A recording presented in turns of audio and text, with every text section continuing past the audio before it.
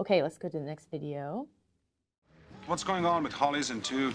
Cardiology is supposed to come get him an hour ago. Call them again. What about Don, exam 3? Some sort of recurrent seizure disorder. I'm waiting on an EEG. They can do that upstairs after she's admitted. We need to free up some beds. Medicine won't take her. Why not neurology? They don't think she had a seizure. Was there witness tonic-clonic activity? Not really. Did she bite her tongue? No, Was there urinary incontinence? I don't think so. Then she didn't have a seizure. Discharge her and she can have an outpatient EEG. If she passes out again, she could hurt herself. So send in a DMV card. There's also a baby at home who could get hurt. Look, she had a syncopal episode, and I'm gonna rule her out for MI. So while we wait for the 6-hour troponin, might as well throw on the EEG. Okay. So in this video, this actually recaps a lot of what we just discussed, which I like. We see him talking with his colleague, who, all of us that work in emergency medicine understand the pressure of getting patients through the emergency department and having quick workups. But this physician is really advocating for his patient and feels that she needs further workup. Do you agree with that? And if so, what do you think is the appropriate next steps in this workup? And it's hard to know. We don't have all the information back. I would say most of the time, someone with a seizure, most patients with seizures generally go home. So I can understand the senior physician saying, hey, let's get this patient worked up and home. But there are some circumstances, you find an abnormality on the CT scan or your lumbar puncture or an abnormality on a lab test where you need to treat the patient or address that abnormality, in which case that might need to be done in-house. It might warrant a consultation with a specialist, like a neurologist. It might warrant some other specialized testing, like an EEG. It really depends on what the findings are. And if everything was negative and she was doing better and she had a known seizure disorder and she had a good home situation, they're describing this issue with her having a little baby at home, you're taking all of those things into account, then if you felt comfortable, you would advise her not to swim alone, not to drive until this had been resolved, and you could probably discharge the patient home. Right. And I think he's probably hesitant because now he's thinking, oh, this may have been a seizure, but it's still not clear to him. Like you said, if it was clearly had been a seizure and and they decide maybe she, if she's on a medication, the level's not right. Yeah. But he's feeling a little uncomfortable. And it sounds like he really wants a neurology consult, but there's this problem with them not being convinced yet. And so he's kind of... Another important principle. Whenever you had that sort of bad feeling about a patient and followed your gut, I mean, this is, again, one of those cases where if you're concerned for whatever reason, you need to pursue that concern and not be pressured to make a hasty decision. That's when things bad things happen. I really like that clip because of that, because you see that struggle and you see them, him really advocating for his patient and just not being able to fully explain why, but not feeling comfortable with it. Exactly. On to the next video. All the tests look good, but we'd like to figure out why she had a seizure. Yeah, I thought that was something she outgrew as a kid. Maybe totally unrelated. Here we go. What's all of that? We're doing an EEG to monitor her electrical brain activity. It takes several hours, some of which is done while sleeping. Can I stay with her? Sure. Just try not to wake her up. We're more likely to pick up the seizures when she's asleep. Thank you. You hear that? We gotta let your mama sleep. So this quick clip, we actually finally get some family or somebody else, looks like her husband and her baby arrive. I didn't present a particular question at this little clip, but I think it's important, this interaction when the family arrives to really update them on what's going on. And also you see this EEG being done in the emergency department. Does that happen very frequently? Yeah, these are great questions. Absolutely, making sure the family's up to date with what's going on with the patient is really essential to good emergency care. So kudos again to this physician for letting the husband know what's going on. With regard to EEGs or electroencephalograms, generally not done in the emergency department. There are a couple of key indications. One would be a patient who with persistent altered mental status in whom you are worried about a seizure, and it's not clearly a seizure based on their evaluation, like they don't have tonic-clonic movements or stiffness or something that says this is a seizure. In that case, again, if you're concerned, you can do an emergent EEG to see if there's any abnormal electrical activity in the brain. The other circumstance would be someone who's really sick with status epilepticus, who you have to intubate and Right. paralyze. And in doing that, you take away your ability to tell whether they're having a seizure or not.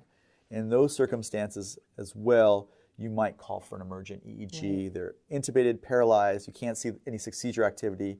You don't want them to allow them to continue to seize. Right. So you call for an EEG to see if there's any abnormal electrical activity in the brain, and if there is, to try different therapeutic modalities to try to stop that seizure.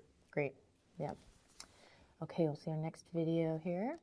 Dr. Pratt, your patient's seizing again. All right, Franco this. You're in! Let's slow down, man. I knew it. Pulse ox 97. Up the nasal oxygen to 5 liters. What's happening to her? Malik, another Ativan, mix up Dilan. It's gonna be okay. Just give the medicine a chance to work. How long has she been seizing? Just stepped up for a second. It's okay. It's okay, Jordan. It's okay. You're okay. Caught the seizure on the EEG. Is this just gonna keep happening? Just need to go on the anticonvulsive medication, but after that, everything should be fine. See any spikes? Not yet. Can she hear me? Sure, you can talk to her, but she's not gonna be awake for a while. Hey, sweetie. It's me. I'm here with Caroline. Everything's gonna be okay. You're doing good. Dr. Pratt, I'll be right back. She's gonna be fine. Looks like neurology can't refuse to admit it now. Okay, so now it's pretty convincing that she had a seizure, likely before she came in. So now she's actively seizing, obviously, and they run to bedside appropriately. What are kind of our approach at that time? How would you go about approaching this patient? that's Yeah, we actively go seizing? right back to evaluate, think, act again. And in this particular instance, the things that we really want to focus on are, again, her ABCs, and then her vital signs, and then acting appropriately. The seizures can be very dramatic. They're scary for families and for medical staff alike. But the most important thing is to stay calm, and I think they did in this circumstance. Yeah. Stay calm, do no harm. So don't make sure that the patient doesn't hurt themselves while they're seizing. It may terminate on its own. Right. Definitely don't put anything in their mouth Right. where they can bite it or injure themselves and cause bleeding and other problems. And then you just want to make sure that their airway's open. And usually they're breathing through the seizure, and they will, if they're on oxygen or if they're breathing, Yeah. they should be fine. And then the next goal is really to try and terminate the seizure. Right. So this is kind of like oxygen delivery, assuring the ABCs are, and then stopping it. Absolutely. So again, we mentioned before, make sure it's not hypoglycemia, and get a blood glucose. And then while you're doing that, certainly the first line of termination of seizures in terms of medicines would be benzodiazepines. Right. And the ones that we most commonly use are midazolam, lorazepam, and diazepam. The advantage of midazolam is that it can be given not only IV, but also IM.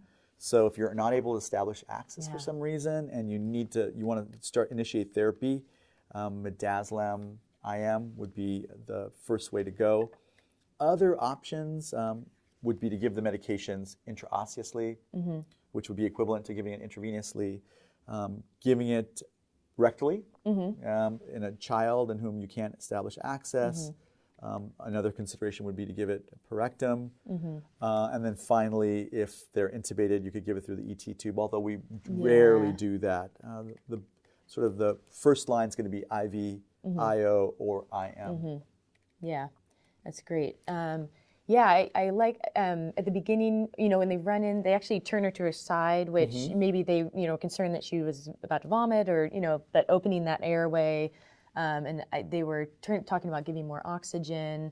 They already had an IV, which is great. So they immediately, looked at the ABCs and then were ordering. I think they ordered Ativan, and then because it was her second seizure, they also ordered Dilantin, which is So second line for seizures would be things like phenytoin or phosphanytoin, Dilantin. So we could load her with Dilantin, and other medications. Second line would be things like phenobarbital as well. So Dilantin or phenobarbital.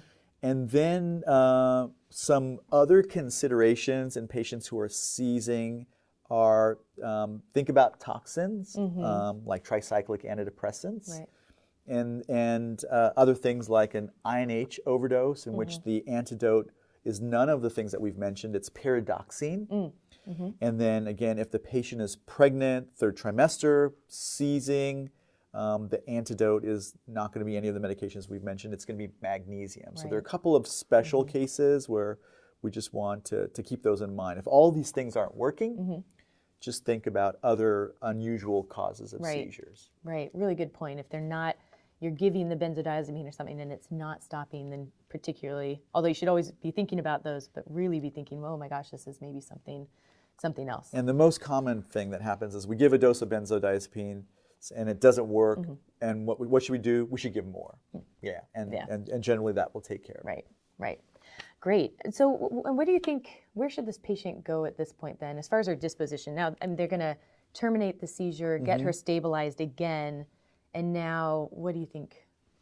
Yeah, given her social situation and the fact that she's seizing again, I don't know that we have enough information to truly make that decision, but it might warrant getting all the information back, talking with a specialist like a neurologist, and seeing if she wouldn't benefit from coming in-house and getting her therapeutics in order before trying to send her out too early and have her have another seizure and a bad outcome. Right. That's what we want to avoid. Prevent further seizure activity. Exactly. Cool. Okay. Is there anything else that I think that we don't have another video for you? I just reviewed real quickly just 4 goals of seizure management: ABCs, getting oxygen delivery, stopping them, like you said, diagnosing, looking for those reversible causes, and then prevent further seizures, which may be admission if needed, or. Absolutely. Yeah. Okay. Well, that was a really great case. A really great case in a lot of ways. Again, the seizure is not clear at the beginning. Keeping your differential broad, recognizing that sick patient. Absolutely. And staying at bedside, this physician. So many great lessons from this case. Yeah, I think so too. Thank you so much for joining us. You're welcome. That was really fun. Thanks. Bye.